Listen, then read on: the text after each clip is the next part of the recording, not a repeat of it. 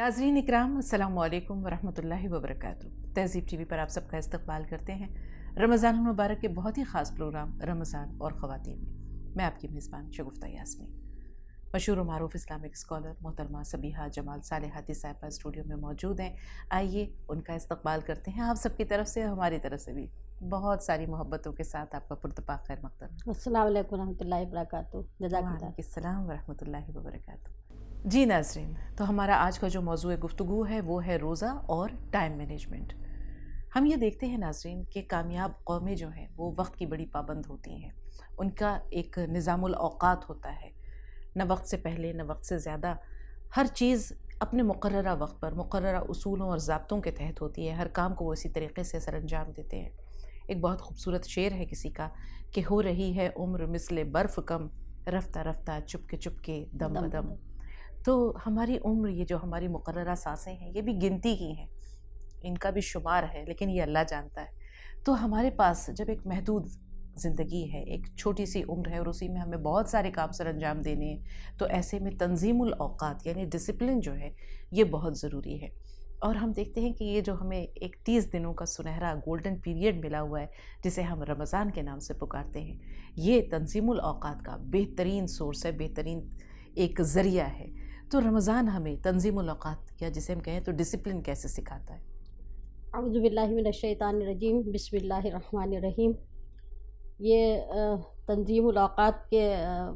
Topic जो हम लोगों ने चुना है बहुत बेहतरीन है। और चूँकि रमज़ान का महीना हमारे लिए अल्लाह ताला ने ट्रेनिंग का एक ज़रिया है, जिसके अंदर हम अपने अंदर बहुत सारी चीज़ें जो है वो पैदा कर सकते हैं, जो कमियां हैं उनको दूर कर सकते हैं, और अपने आइंदा आने वाली जो ज़िंदगी है हमारी बक़िया, उसके लिए हम बेहतरीन प्लानिंग कर सकते हैं। इसमें एक हदीस का मफ़हूम है जो मुझे याद आ रही है कि नबी अकरम सल्लल्लाहु अलैहि वसल्लम ने फरमाया कि क़यामत के दिन जो है वो बंदा अपनी जगह से कदम नहीं हटा सकता जब तक कि वो 3 चीज़ों का जवाब न दे दे, जिसके अंदर उसमें ये कि उसने माल कहाँ से कमाया और कहाँ पर सर्फ किया, और उम्र उसने किस तरह से अपनी जवानी जो है वो किन कामों में गुजारी, और इसी तरह से वक्त को उसने कहाँ पर ज़ाय किया। तो वक्त के बारे में भी अल्लाह ताला जो है वो क़यामत के दिन सवाल करेंगे कि हमने अपने कामों को, अपने वक्त को जो है वो किस तरह से जो है वो सर्व किया। और वाकई एक ये वक्त जितनी कीमती शय है, जितनी कीमती चीज़ है, उतनी ही इसकी हमें कदरदानी नहीं है, और हम इसको बहुत सारी ऐसी गैर ज़रूरी चीज़ों के अंदर सर्व करते हैं, गुजारते हैं, कि जिसके लिए फिर बाद में हाथ मलने के अलावा कुछ हासिल नहीं होता। कुरान में ही अल्लाह ताला ने कहा है कि उस वक्त जब क़यामत के दिन इंसान अल्लाह ताला के यहाँ पहुँचेगा तो वो कहेगा कि अल्लाह ताला एक बार मुझे कम से कम दुनिया में भेज दे कि मैं वो काम कर सकूँ जो मैंने अब तक नहीं किए। जो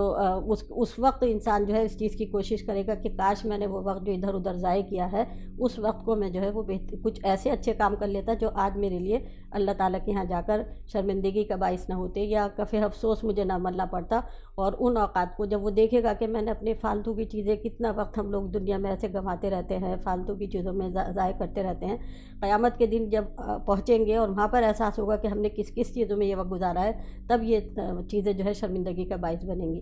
अल-वक़्तु सैफ़ुन क़ातिअ। बिल्कुल, वक्त जो है ये बड़ी धारदार तलवार है। इसी तरह वक्त के बारे में कहा गया है कि अस्मनु मिनज़्ज़हब, कि ये सोने से भी ज़्यादा कीमती है, लेकिन हम इसे सोने में गुजार देते हैं। आप ये देखिए कि उम्र का हम कितना बड़ा हिस्सा सोने में गुजारते हैं। बिल्कुल। आप ये देखें कि कामयाब जो कौमें हैं वो उनके वो काम जो हमें 24 घंटे मिले हुए हैं, और वो 24 घंटे के एक दौरानिए में 36 घंटे का काम करते हैं। कमी वो कहाँ करते हैं? अपने सोने के औकात में। 4 घंटे 5 घंटे। इंसानी जिस्म को 7 घंटे की नींद भी काफ़ी है। बहुत से कामयाब लोग ऐसे हैं जो 5 घंटे की नींद भी पूरी कर लेते हैं, या वो थोड़ी देर के लिए आंखें बंद करके सस्ता लिए तो उनकी नींद पूरी हो गई। यानी जिस्म को एक तरह से आराम ही तो देना है। अब रोज़ा जो है ये हमें टाइम मैनेजमेंट किस तरह सिखाता है। आप ये देखिए कि हमारे तमाम काम जो हैं वो वक्त मुक़र्ररा पर शुरू होते हैं और वक्त मुक़र्ररा पर ख़त्म होते हैं। इस वक्त खाना है, इस वक्त रुक जाना है, बिल्कुल, इबादत है इस वक्त करनी है, इस वक्त जो है वो आराम भी है ज़रूरी जिस्म के लिए।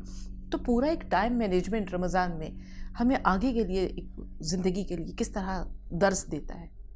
بالکل، اس میں ہم اگر اپنے اس کی ابتدائی دیکھیں، روزے کی جو ہماری ابتدا ہو رہی ہے وہ سحری سے ہوتی ہے، ہاں ٹھیک ہے؟ سحری کے اندر ہم دیکھتے ہیں کہ جیسے ہی اللہ تعالیٰ نے ہم سے کہا کہ طلوع صادق ہو رہی ہے تو اسی وقت جو ہے وہ کھانے پینے سے رک جانا ہے،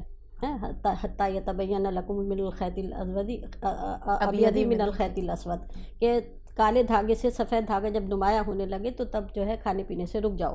تو اللہ تعالیٰ کے حکم پر بندہ فوراً ہم لوگ جو ہے وہ جیسے ہی اعلان ہوتا ہے، جیسے ہی ٹائم ہوتا ہے، کھانے پینے سے فوراً رک جاتے ہیں۔ یہ کتنی بڑی ہم لوگوں کے لیے مثال ہے کہ اللہ تعالیٰ کے حکم پر اسی طرح سے سرنڈر کر دینا اور اسی طرح سے اپنے ٹائم کو فوراً جو ہے وہ پابند کر لینا کہ اب کھانا نہیں ہے تو اب کھانا نہیں ہے، اب رک جانا ہے تو رک جانا ہے۔ پھر جیسے ہی افطار کا ٹائم ہوتا ہے تو افطار میں جیسے ہی ٹائم ہوتا ہے تو اس وقت افطار کر لیا جاتا ہے۔ تو یہ چیزیں ہمیں روزے کے ذریعے سے ہمیں مطلب شروعات اور آخری روزے کی یہ چیز ہمیں سکھا رہی ہے۔ لیکن جیسے آپ نے کہا کہ سونا سے زیادہ قیمتی ہے وقت، لیکن واقعی ہم اس کو سونے میں گزارتے ہیں۔ آج ہوتا یہی ہے کہ رمضان میں زیادہ سے زیادہ یہی ہوتا ہے کہ عام طور سے آپ دیکھیے، خاص طور سے نوجوانوں کو، کہ ان کو کہتے ہیں روزہ ہمیں تو کچھ بھی نہیں پتہ لگا، کیونکہ ہم سحری کے وقت سے سوئے تھے، ظہر کے وقت اٹھ کر نماز پڑھی، اس کے بعد کتنے گھنٹے بچے، 2-3 گھنٹے تھے، پتہ بھی نہیں لگا روزہ کیا ہوا۔ تو روزے کو سونے میں گزار دینا، یہ حالانکہ سونا بھی عبادت ہے، لیکن مطلب ایسے وقت میں کہ آپ کوئی غلط کام کر رہے ہیں، کوئی برائی کا کام کر رہے ہیں، اسے بہتر ہے کہ سو جائے انسان، لیکن خالی سونے ہی میں گزار دے اور اس میں نیکیاں نہ کما سکے، جبکہ وہ زیادہ سے زیادہ وقت ہمیں نیکیاں کمانے کے لیے اللہ تعالیٰ نے دیا ہے۔ تو اس لیے ٹائم مینجمنٹ جو ہے وہ بے انتہا ضروری ہے۔ رمضان کے اندر ہمیں اپنے ہر چیز کے لیے جو ہے وہ اپنا وقت کو مقرر کریں، اتنے گھنٹے سونا ہے، اتنا ٹائم ہمیں عبادت کرنی ہے، اتنے ٹائم ہمیں یہ کام کرنے ہیں۔ جی، ابھی آپ نے جو حوالہ دیا کہ وہ سحری کے بعد نوجوان سوتے ہیں اور دن چڑھے اٹھتے ہیں، تو یہ صرف نوجوانوں کا نہیں، میں نے تو بہت سے گھروں کو دیکھا ہے، گھر والوں کو، فیملیز کو دیکھا ہے کہ وہ سحری کے بعد سوئے جی اور تقریباً 2-2:30 بجے جو ہے وہ ان کے گھر میں تھوڑی سی ہلچل ہو رہی ہے، اس سے پتہ چل رہا ہے کہ لوگ اب بیدار ہوئے ہیں، اور وہ تمام رات پھر شب بیداری ہوتی ہے، اور وہ شب بیداری عبادت میں نہیں ہوتی ہے، وہ کھانے پینے میں۔ اب آپ یہ دیکھیں کہ افطار کے وقت پیٹ بھر کر کھا لیا، بالکل پھر عبادت بھی کی، اس سے انکار نہیں ہے، عبادت بھی کی، تراویح بھی پڑھی، پھر رات کو پیٹ بھر کر کھایا بھی، اس کے بعد چلو بھائی باہر چل رہے ہیں، فلاں کے تکے بڑے مشہور ہیں، فلاں کے برگر بڑے مشہور ہیں، فلاں کے قلفی بڑی مشہور ہے، اور وہ پھر تھوڑا وقت جو ہے وہ سیر سپاٹوں کی نظر ہوتا ہے، نوجوان جو ہے وہ چوک چوراہوں پر کھڑے ہوئے ہیں۔ تو رمضان تو نفس کو کمزور کرنے کا نام تھا، بالکل رمضان تو عبادتوں کے حصول اور نیکیوں کے حصول کا ایک ذریعہ تھا، لیکن ہم نے اس میں چونکہ ٹائم مینجمنٹ نہیں کیا، وہ وقت جو ہمارا سونے میں صرف ہونا تھا، رات کے پچھلے پہر اٹھ کر جو عبادت کرنی تھی، سحری سے کچھ پہلے خواتین تو کچن میں چلی جاتی ہیں، وہ بھی اگر کچھ پہلے اٹھ کر کچن میں گئیں، انہوں نے سحری تیار کر لی تو تہجد مل جاتی۔ بالکل تو ٹائم مینجمنٹ بشرط یہ کہ ہم اس کا صحیح مصرف تو جانیں، ہم تو مصرف ہی نہیں جانتے، پھر ہم ٹائم مینجمنٹ کیسے کریں گے؟ ہاں بالکل صحیح بات اصل میں یہی ہے کہ ہم لوگوں کو رمضان کی اہمیت نہیں معلوم ہے کہ اس کا ایک ایک لمحہ کتنا قیمتی ہے، اور یہ کہ اس میں ہر کام کا اللہ تعالیٰ نے کتنا اجر و ثواب رکھا ہے۔ اگر اس چیز کو ہم لوگ ذہن میں رکھیں کہ ہم رمضان کے اندر چھوٹی چھوٹی نیکیاں بھی کتنا بڑا اجر اللہ تعالیٰ کے ہمیں ملتا ہے، تو جیسے ہی احساس ہوگا نا وہ پھر وقت نہیں گزار سکتا۔ آپ مثال آپ دیکھیے کہ جیسے کہیں پر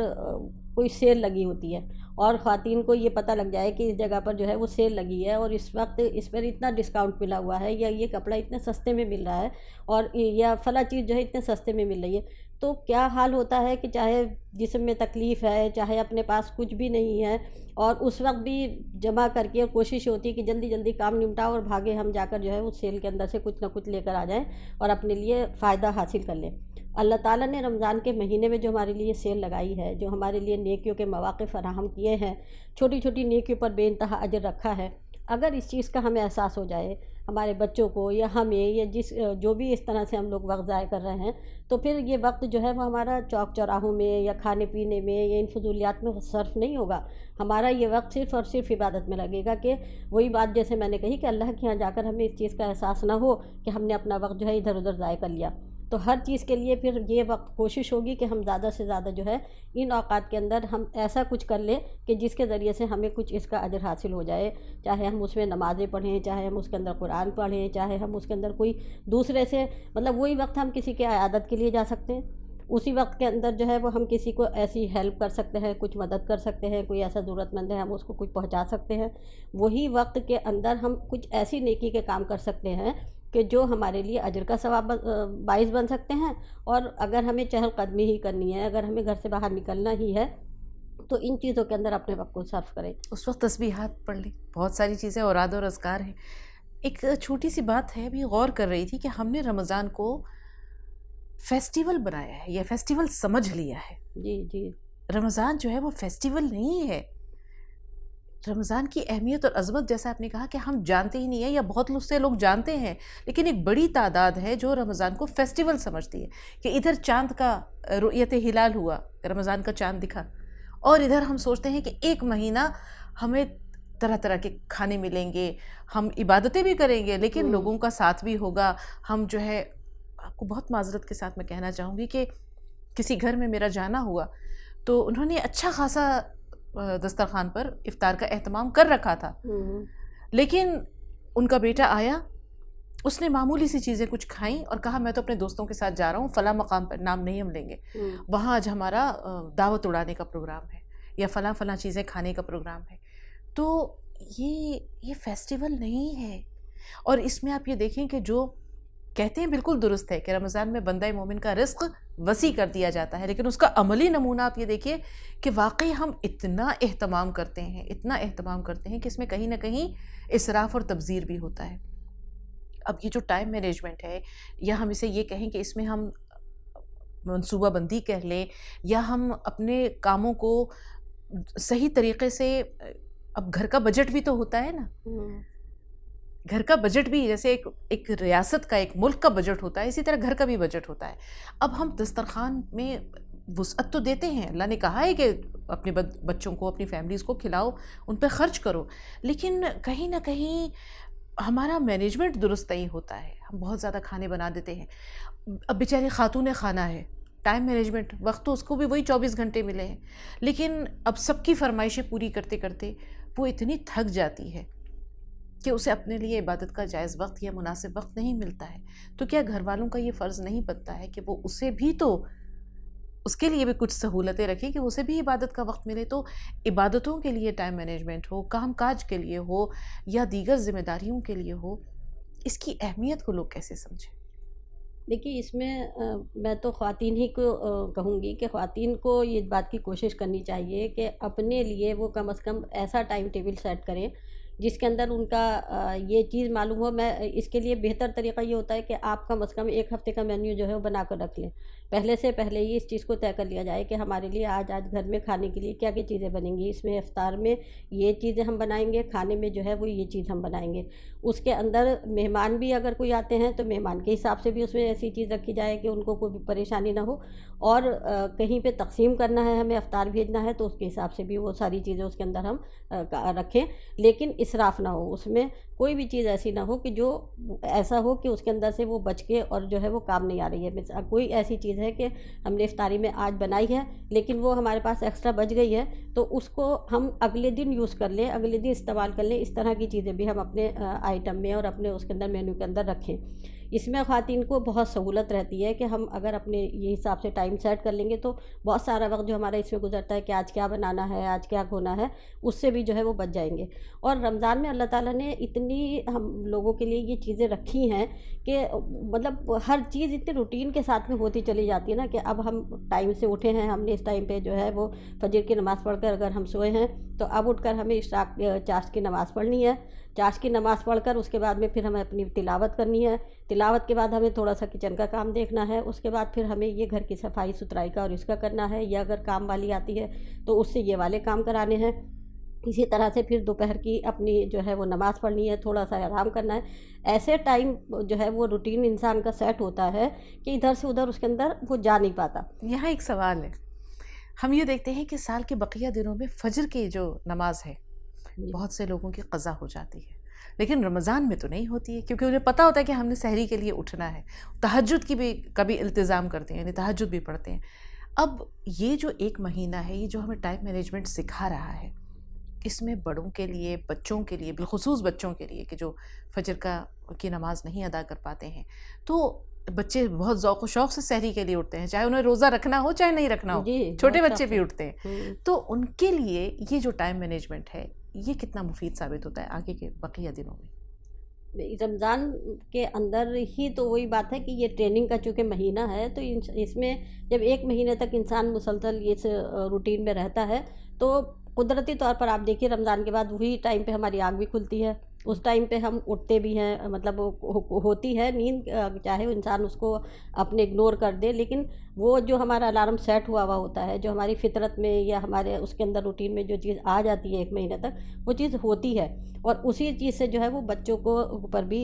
جو ہے پابندی کرانی یا ان کو ان چیزوں کا عادی بنانا، مطلب آپ دیکھیے کہ جس طرح سے ہم سحری کے اندر بچے ہمارے اٹھ رہے ہیں اور ان کو جو ہے وہ سحری کے اندر دل چاہتا ہے کہ ہم روزہ رکھیں اور وہ کریں، اگر روزے کے قابل ہیں تو بچے رکھتے ہی ہیں، لیکن اگر وہ ایسے چھوٹے بچے ہیں کہ ان کے اوپر ابھی روزہ فرض بھی نہیں ہوا ہے اور لیکن وہ شوق میں اٹھ رہے ہیں، تو ان بچوں کے لیے بھی یہ کوشش ہونی چاہیے کہ ان کو سحری میں ہم ایسا ماحول بھی دیں کہ وہ اس کو دل میں ان کے رہے، اس سے گھبراہٹ نہ ہو، وہ یہ نہ ہو کہ ارے بڑا مشکل کام ہے روزہ رکھنا، یہ اس طرح کی چیزیں کرنی۔ ہمیں تو 1 ڈاڑھ کا روزہ رکھوایا جاتا تھا، جی چھوٹے، آپ کو یاد ہے نا؟ بالکل، اور یہ رکھوانا چاہیے بچوں کو، اس طرح کے کیا انہیں پتہ چلے ہاں کہ اتنی دیر تک فلاں فلاں کاموں سے رک جانے۔ اب دیکھیں کہ یہ تربیت ہے، بالکل، یہ ایک طرح کی ٹریننگ ہے۔ وہی چیز میں پورا کہتی ہوں۔ روزہ، ایک جب بچہ بالغ ہوتا ہے اور پورے دن کا روزہ رکھتا ہے تو اسے بچپن سے ہی ان چیزوں کا پتہ ہوتا ہے کہ مجھے جھوٹ نہیں بولنا، مجھے کسی کی برائی نہیں کرنی، مجھے برے کام نہیں کرنے، مجھے گالی گلوچ نہیں کرنا، میری زبان سے کوئی غلط بات نہیں نکلے،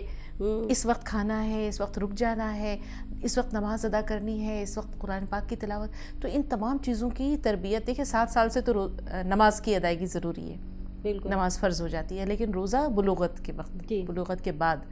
تو لیکن چھوٹی چھوٹی بچوں کو اگر جیسے آپ نے کہا کہ 1 ڈاڑھ کا روزہ ہے تو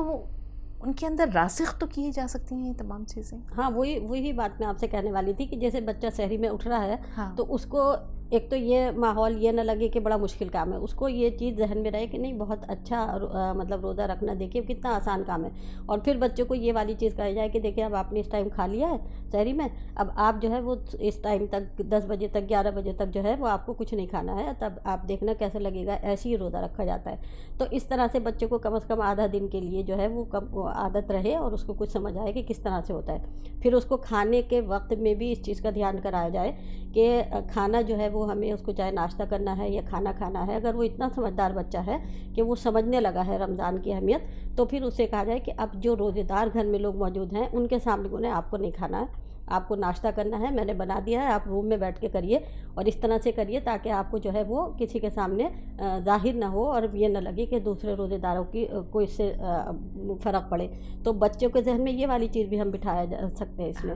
رمضان کے ساتھ یعنی روزوں کے ساتھ ہم دیکھتے ہیں کہ اس کا جو کلائمیکس ہے وہ عید کی خوشی ہوتی ہے، عید کی تیاریاں ہوتی ہیں۔ ہمارے پاس وقت بہت کم رہ گیا ہے، لیکن ہم دیکھتے ہیں کہ بہت سے گھروں میں یہ جو ٹائم مینجمنٹ ہے یا عبادت کے لیے مخصوص وقت مقرر کرنا یا رمضان میں زیادہ سے زیادہ عبادتیں کر لینا، اس میں یہ بھی ہوتا ہے کہ وہ عید کا بہت بڑا حصہ یعنی عید کی تیاریوں کا بہت بڑا حصہ یا بہت سارے کام وہ رمضان سے پہلے یا تو پہلے ہفتے میں رمضان کے یا پہلے عشرے تک وہ مکمل کر لیتے ہیں تاکہ لیلۃ الجائزہ ان کی جو ہے وہ ضائع نہ ہو اور وہ چاند رات کو بازاروں کے دھکے نہ کھائیں۔ تو کچھ کام اس طرح کے پہلے وقت سے پہلے رمضان شعبان کے اختتام پر یا رمضان کے پہلے عشرے میں ہی مکمل کر لینا یہ کتنا ضروری ہے؟ زیادہ سے زیادہ وقت آخری دنوں میں عبادت کے لیے جسے کہتے ہیں پورا زور لگا دینا، اس کے لیے کتنا ضروری ہے؟ بالکل آپ نے درست کہا، اور یہ چیز ہمیں رمضان سے پہلے ہی اس چیز کے لیے کوشش کرنی چاہیے۔ بہت کم لوگ ہیں اس طرح سے جو پلاننگ کرتے ہیں، لیکن یہ پلاننگ ہماری ہونی چاہیے۔ ابھی ہمارا الحمدللہ رمضان کا ٹائم باقی بچا ہے، تو کوشش اس بات کی ہونی چاہیے کہ زیادہ سے زیادہ ہم جو بھی ہمیں عید کی تیاری کرنی ہے وہ پہلے ہی کر کے رکھ لیں، چاہے سرائی کے کپڑے دینے ہیں، چاہے بازار سے شاپنگ کرنی ہے۔ آخری عشرہ جو عبادت کا اللہ تعالیٰ نے ہمیں دیا ہے اس کے وہ صرف عبادت کے لیے مخصوص کریں، نہ کہ بازاروں کے لیے۔ تو یہ بہت ضروری ہے ہم لوگوں کے لیے ٹائم مینجمنٹ۔ بالکل، بہت بہت شکریہ تشریف آوری کے لیے اور ناظرین کی رہنمائی کے لیے جزاک اللہ۔ بہت شکریہ۔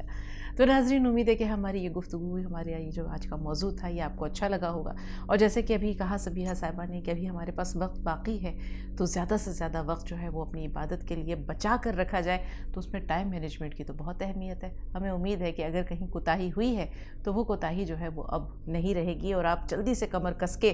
بقیہ تمام دنوں کو اللہ کی رضا اور اس کی عبادت کے لیے یا خلوص دل سے زیادہ نیکیاں سمیٹنے کے لیے آپ اس کو صرف کر سکیں گے۔ آج کے لیے اتنا ہی، اگلے ایپیسوڈ میں پھر ملاقات ہوگی، تب تک کے لیے اجازت دیجیے۔ السلام علیکم ورحمۃ اللہ وبرکاتہ۔